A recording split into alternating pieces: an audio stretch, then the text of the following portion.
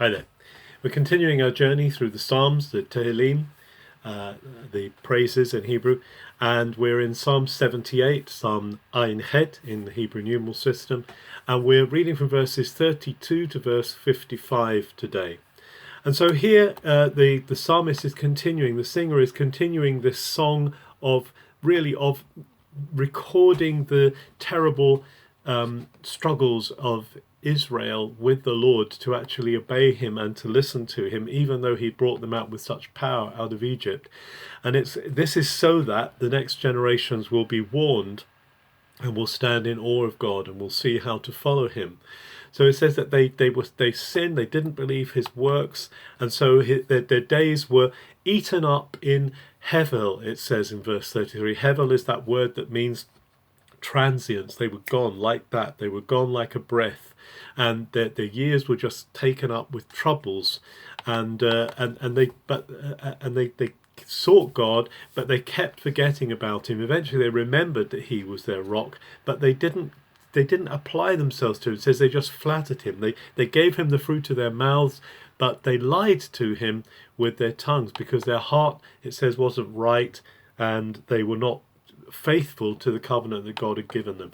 But in verse 38 it says clearly, but he was rachum, this wonderful word in Hebrew that has to do with the womb, with the insides. He was viscerally compassionate towards them, and it's only God's compassion that keeps them safe, that keeps them, because they're so wayward. The people are so stiff-necked, it says in the scriptures, but God keeps his faithfulness to them, and he turns his anger away from them.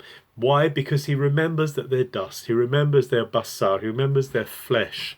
And he says it's a wind, a ruach that is blown away and doesn't come again. God recognizes he's dealing here, even with Israel, with frail, feeble humanity. And the singer talks about how often they mumbled, they grumbled, they grieved God in the desert, and they continually tested God, continually put him to the test. And instead of seeing the amazing things that God had done, the wonders he'd done in Egypt, they move against him. And then the singer lists really the different plagues that God brought upon Egypt, the signs of his power to be able to judge people. So the blood, turning the Nile to blood, the hail, the thunder, the frogs, the locusts, and so on, and eventually that terrible plague where the angel of death passed over Egypt but kept Israel safe. And he didn't give them over to the plagues, but he kept them.